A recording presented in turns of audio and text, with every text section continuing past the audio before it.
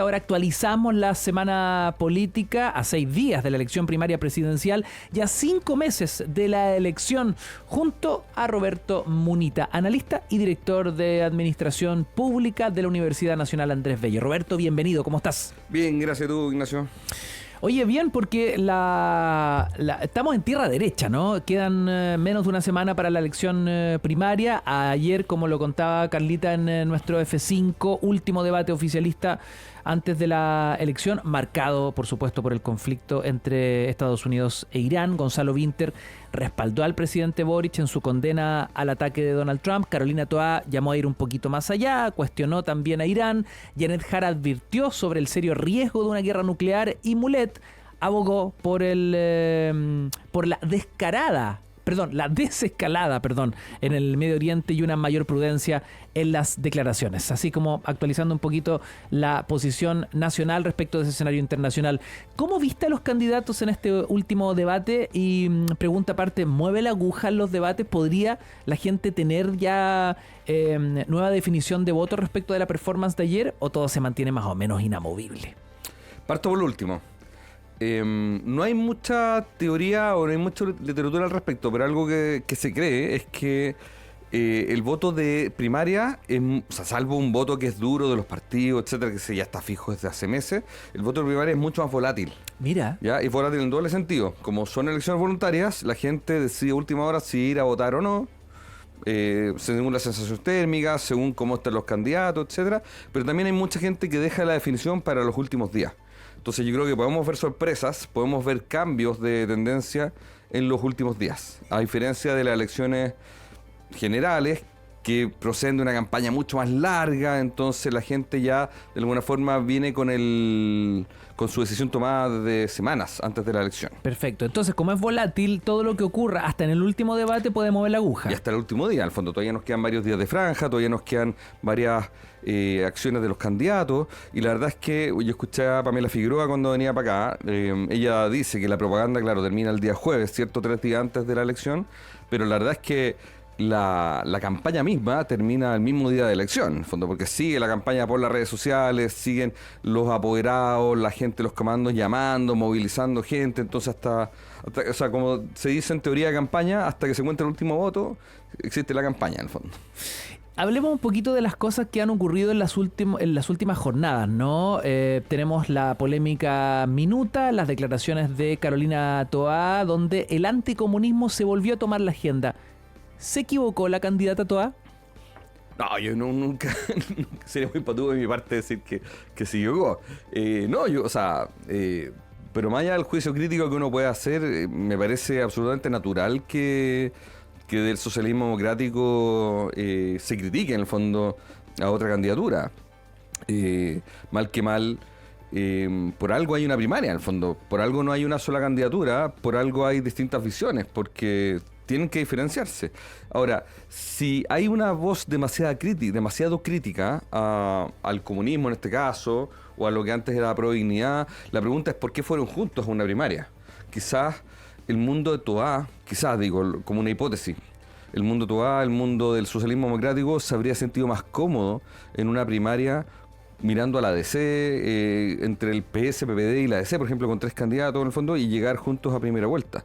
Porque el efecto que tiene la primaria es que el perdedor tiene que apoyar sí o sí al ganador. Claro. Entonces, pese a lo que llega a la minuta, si Janet Jara gana la primaria, que es un escenario probable, en el fondo, de hecho, hoy día la encuesta está punteando, el mundo de Jara va a tener que apoyar a Jara, el mundo de Toá va a tener que apoyar a Janet Jara como su candidata presidencial.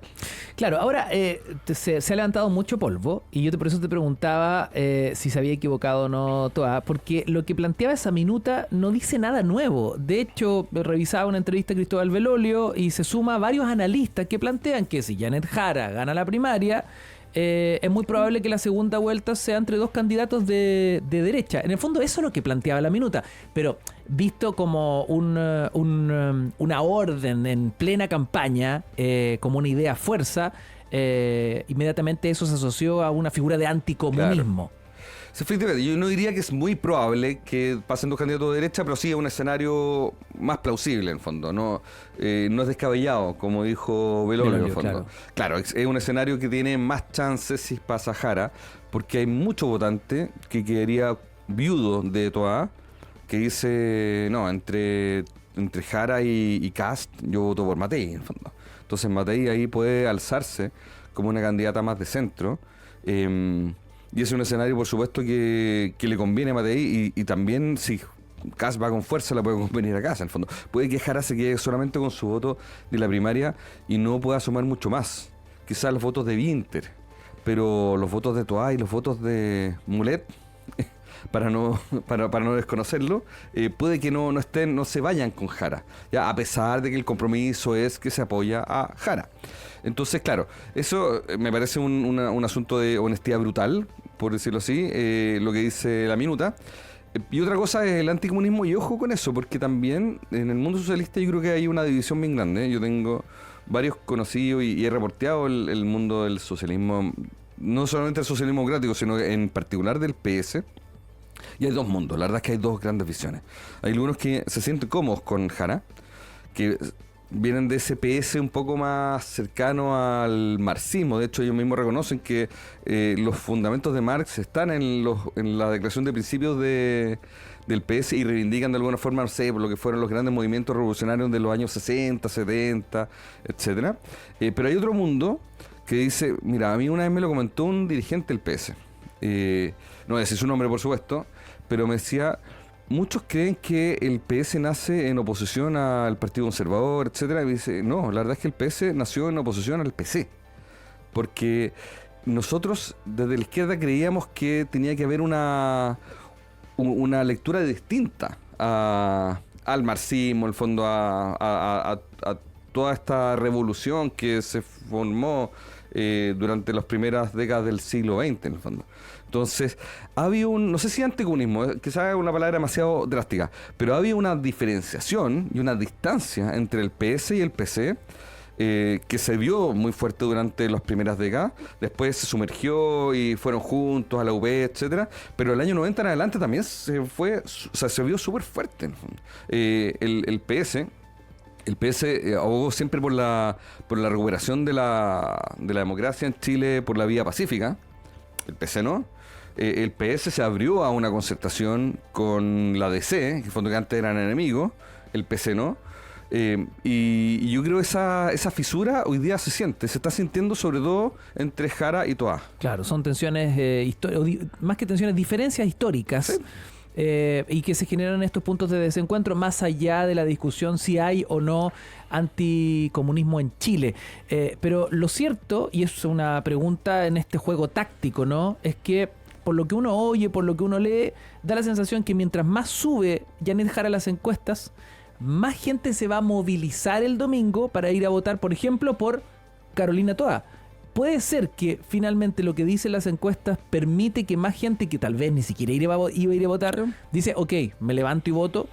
Por supuesto, y por eso decía, esa es la volatilidad, insisto, de la... Parecía que durante mucho tiempo Toá era la carta, digamos...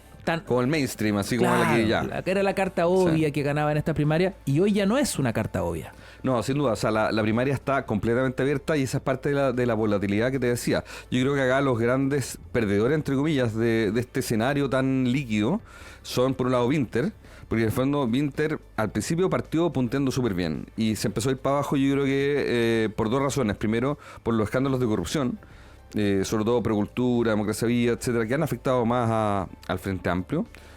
Han afectado todo el oficialismo, pero más al Frente Amplio. Y segundo, justamente porque por el ascenso de Jara, ese voto es más fácil de trasladarse, en el fondo. Entonces hay votantes de Winter que dicen, no sé, que voto por Jara porque a quien tenemos que atacar es a Toá. Toá representa los 30 años, Toá representa la concertación, etcétera. Y el segundo gran perdedor yo creo que es Artés. De hecho, nuestro amigo Eduardo Artés, un histórico, ¿cierto?, que ha participado en varias elecciones. Candidato eterno. Candidato eterno, exactamente. Porque de hecho, si uno mira algunas encuestas confidenciales, que acá por supuesto no vamos a comentar, la verdad es que, claro, se han hecho escenarios sin Sí, o sea, sin Toa y con Jara, y ahí la opción de Artés se da muy bajo. En cambio, si Toa ganara la primaria, la posición de Artés no digamos que es mayoritaria, pero se mantiene en 4 o 5 puntos, y en el escenario con Jara y sin Toa se baja a 1 en el fondo. O sea, hay votantes de Artés que se iría con Jara, pero que no se iría con Toa. Mira, interesante ese punto. Ahora, quiero ir un poquito al juego completo de la elección primaria de este fin de semana. Daniel Matamala, en su columna semanal, habla de la primaria de suplentes, que es bien dura, porque es algo que uno entiende, lee, pero cuando se ponen todas las cartas sobre la mesa, claro, es interesante revisarlo. Jara como suplente de Camila Vallejo, del exalcalde Jadwe, Vinter como el suplente de Bodanovich, Toa como la suplente de Michelle Bachelet. Entonces, yo me pregunto qué tanta ganancia obtiene la centro izquierda, ¿no? Con haber logrado, pese a lo poco sexy, una primaria. Entendiendo que al otro lado son candidatos que tienen muchas más opciones en las encuestas. Sí. A ver,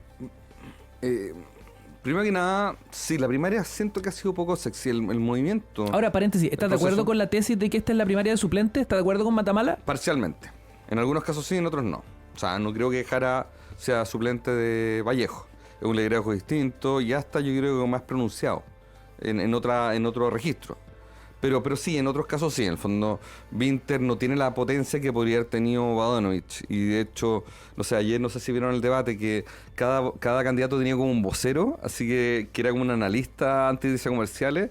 Y se notaba mucho la diferencia entre Bodanovich, que era el vocero de Vinter, y el resto de los voceros de los otros candidatos, en el fondo. Bodanovich es una persona muy potente, tiene un liderazgo muy genuino, y yo creo que, perdón por el paréntesis, pero yo creo que en 4 años más la competencia, salvo que pase algo estrafalario que no hemos visto, la competencia va a ser Bodanovich, Boric, en el fondo, para ver quién vuelve a la moneda, en el fondo, o quién llega a la moneda.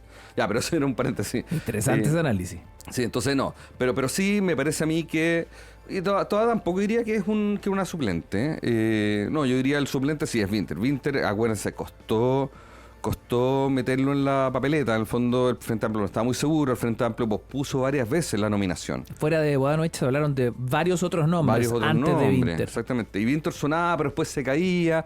Como que no convencía mucho. ¿Ya? Y sigue sin convencer mucho, porque es un candidato que le habla a la elite, es un candidato que viene de la elite y que le habla a la elite, que de alguna forma es parecido a Boric, pero con varias diferencias, en el fondo. Primero, el momento ya no es el mismo que del 2021, no estamos en un proceso constituyente, hoy día la veleta al parecer está más hacia la derecha, entonces tener un candidato igual que el 2021 no parece ser la mejor respuesta. ¿Ya? Me fui por la tangente. ¿Cuál era la segunda parte de la pregunta? Te preguntaba respecto de lo poco sexy que ha sido esta sí. primaria y qué tanta ganancia obtiene la centro izquierda al haber logrado, porque esto fue una hazaña haber logrado una primaria, entendiendo que al otro lado no se pudieron poner de acuerdo. Digo, por todo el impacto mediático, los debates, o sea, ya que hablábamos que es volátil, ha tenido una presencia la centro izquierda que la derecha no ha tenido. Ojo con algo, yo voy a hacer un matiz en tu análisis, porque esta no es la primaria de la centroizquierda. Esta es la primaria de la centroizquierda y la izquierda. ¿Cachai? Porque yo veo dos mundos acá. Y como decía, dos mundos que han tenido fisuras, que han tenido problemas, en el fondo. La centroizquierda llega con llega con 2 candidatos. Llega con Mulet y con Toa, pero llega con una candidata muy fuerte y con un candidato que ha sido muy veleta. Mulet, acuérdense que su partido, el FREPS, en la elección anterior, estuvo con Jadwe. Y estuvo participando en la primaria no estuvo con el socialismo democrático, no estuvo con Proboste, sino que estuvo en la Pro Dignidad. Entonces también es un partido bien veleta. Y hoy día Mulet en cambio es mucho más moderado. Pero ok, la socialdemocracia, digamos, la centroizquierda llega con 2 candidatos, con una candidata mucho más fuerte, y logró aunar en la candidatura de Toa al mundo del PS, que tenía a Paulina Bodanovich en un principio, al PPD con Toa, incluso aparte de la DC, ¿ya? Pero la izquierda también participa en esta primaria. Insisto, y son mundos completamente distintos, tienen visiones distintas, tienen estilos distintos, tienen liderazgos distintos y han tenido trayectorias distintas. Incluso en el mismo gobierno se han agarrado muchas veces. Y anoche también lo decía Vinter. Vinter decía, oye, si nosotros lo invitamos al gobierno, hemos sido leales con ustedes, ¿por qué nos tratan así en el fondo? Se nota que hay muchas como sacadas de cuenta aún. Y por eso digo, hay mucho trasvasije de voto entre Jara y Winter, porque esos mundos, el mundo del Frente Amplio y el mundo del PC, conversan mucho más que lo que es la socialdemocracia. Claro. ¿Ya? Que está al frente en el fondo. Y como digo, están medios pegoteados. Entonces, ya. ¿Por qué es poco sexy? Yo creo que a mi juicio, primero porque es la primaria de la continuidad. Y siempre es más atractivo la oposición. Claro, y entendiendo que el panorama que ha enfrentado Chile en los últimos años ha sido de alternancia. Así es. O sea, todo indicaría que el próximo gobierno es de derecha por la sola y simple lectura de lo que ha ocurrido en las últimas elecciones. Por la inercia. Y no solamente en Chile, en el fondo es un fenómeno global. Mira tú Estados Unidos. Estados Unidos antiguamente todos los presidentes duraban 8 años, pero últimamente, salvo Obama, están durando 4 años. Claro. Porque hoy día y acá me salen los sociólogos, la ciudadanía es mucho más exigente. Y es menos tolerante, es más volátil por un lado, ya lo hemos dicho, pero aparte es mucho más exigente y menos tolerante con quien gobierna. Entonces quiere cambio. Y sobre todo en un escenario de voto obligatorio, cuando metes a la urna a gente que antes no votaba, porque no tenía cultura cívica, porque no le interesaba esta cuestión, esa gente tiende a votar oposición. ¿Ya? Entonces, claro, cuando hoy día tú solo le ofreces la primaria del oficialismo y no hay una primaria de oposición, es obvio que haya menos interés. Sí, por eso yo creo que es menos sexy. No tanto por los candidatos. Ya. Esa es mi tesis, y por eso coincido parcialmente con Matamala. Vamos a conversar respecto de lo que está ocurriendo al otro lado, porque Evelyn Matei está de vuelta luego de un cuadro gripal, viral. ¿Cómo ves a la candidata que durante meses estuvo en una posición de privilegio y donde todos coincidían que era muy difícil que se mantuviese ahí durante más tiempo? Eso nos recuerda a la famosa frase de Churchill, que dice que en política una semana es mucho tiempo. Y otra frase que no sé de quién es, pero también es muy útil en política, que dice que en política no hay muertos, en el fondo. Así que yo siempre digo, ojo con Frei Ruiz Tagle, ojo con Joaquín Lavín, en el fondo. Siempre se puede volver. Siempre se puede volver. O sea, Bachelet siempre es una amenaza para volver. Lagos no vuelve porque ya está retirado, al fondo, pero si no, cualquiera podría volver. Y por eso, ponte tú, los gringos tienen esta, a mi juicio, esta sabia regla, que un presidente puede estar 2 periodos y punto. Porque si no, hay fantasmas eternos. Claro. Acá pasa todo lo contrario, en el fondo. Cuando digo que no hay muertos, digo que tampoco hay gente que tenga vida eterna, en el fondo. Y no porque alguien figura mucho en la encuesta significa que va a seguir así. Me acuerdo de una famosa frase que la dijo alguna vez este candidato Durán. No, creo que se llama Julio Durán, ¿Ya? que era el candidato de la derecha el año 64 contra Frei Montalva y contra Allende. Y esa elección, se acordarán ahí los más viejitos, esto siempre lo contaba mi abuelo, que ya murió, pero él contaba en esa época, toda la derecha fue a votar por Frei Montalva para parar a Allende. Frei Montalva salió el 64 gracias a la derecha, y Julio Durán se mandó una frase que decía algo así como: el liderazgo no solo se tiene que ganar, se tiene que mantener. Entonces, no porque una persona tenga cierto liderazgo, significa que lo va a mantener. Acá no funciona la inercia, sino que es muy difícil conseguir el liderazgo, puntear en la encuesta, pero es más difícil aún conservarlo. Ese es el gran desafío. ¿Es el que está enfrentando hoy día Evelyn Matei? Exactamente. Yo creo que ese es el gran desafío. De hecho, no es ninguna sorpresa. La candidata Matei ya perdió parte de esta pole position a la que llegó. Esa pole position yo creo que se debía principalmente a su rol como alcaldesa, que fue un rol favorable, en el fondo, destacable. El mejor trampolín para llegar a esta instancia, después de una larga carrera política en diversos puestos del Estado, digamos. Claro, pero lejos ser alcaldesa de una comuna como Providencia le daba un gran trampolín, como tú dices. Y yo creo que el segundo factor era que cuando era alcaldesa nadie le pegaba, al fondo. Y los candidatos se notan, se aprecian, se conocen cuando les empiezan a pegar. Mike Tyson tiene una frase muy buena que dice: todo el mundo tiene un plan hasta que le pegan un cornet en la boca, en la cara. No con esas palabras, por supuesto. Pero hasta ahí, claro, hasta ahí llega el plan. Entonces, los mejores candidatos son los que son capaces de pararse, en fondo, y de responder a los golpes. Entonces, hoy día Matei está en el ojo del huracán y... Mira, y fíjate tú, Ignacio, que hay una famosa... Hay una famosa como consigna que los presidentes en ejercicio durante el último año siempre tienden a crecer en aprobación. y en general terminan su periodo con más aprobación con el del que gobernaron, ¿ya? Y esa dinámica se debe precisamente a que les dejan de pegar, ¿ya? La oposición le deja pegar al presidente del ejercicio porque está pegando al continuista, ¿cierto? Entonces, cuando a ti te pegan, es obvio que tú vas a bajar tu aprobación, ¿ya? Es obvio que esos golpes van a doler, ¿ya? Lo importante es tener un candidato o candidata en este caso que sea capaz de levantarse frente a los golpes y defenderse, en el fondo. Mira, y ese es el desafío que hoy día tiene Matei. es un enorme desafío, entendiendo que la peor parte ni siquiera ha llegado, que es ya la afrenta eleccionaria, entendiendo quién va a estar claramente al otro lado, desde la perspectiva de la derecha, con una primaria ya consolidada este próximo día domingo, y donde ahí ya vendrán, digamos, los ataques más arteros. Sabemos que el tono se comienza a elevar en la medida que van avanzando los meses. Restan solo 5. Exactamente, y es muy probable que Evelyn Matei no solamente reciba golpes, críticas por parte de quien gane la primaria oficialista, sino también de la derecha más dura, de Kast. Kaiser se mantiene en el fondo. Pero también hay una buena noticia para Matei, en el fondo, si estamos analizando a Matei. Es que hoy día, como Kast también se incorpora como un candidato con proyección y con posibilidades, también los golpes van a ir a él.